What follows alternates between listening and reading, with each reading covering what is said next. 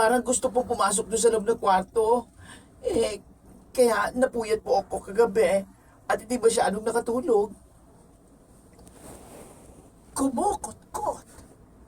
Imposible dahil bangin ang nasa gilid ng bahay namin. Baka malakas na hangin lang ang narinig mo, Iho. Kapag malakas ang hangin, tumatama ito sa bintana. Kaya napagkakamalan na parang may kumukot-kot. Kagabi, napakalakas ng hangin sa labas. Parang ang uulan, pero hindi natuloy.